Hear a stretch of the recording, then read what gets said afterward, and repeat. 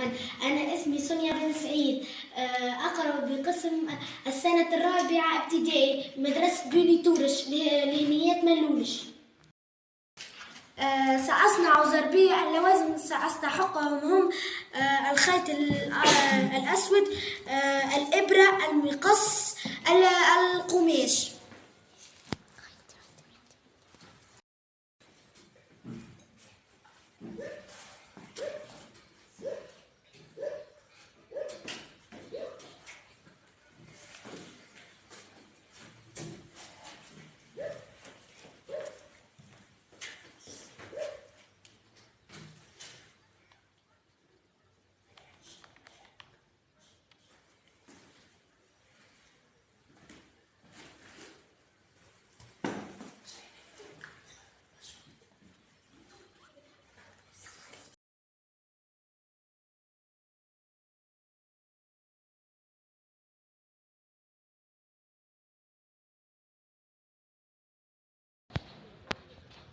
الآن أكملت صنع الزربية الجميلة.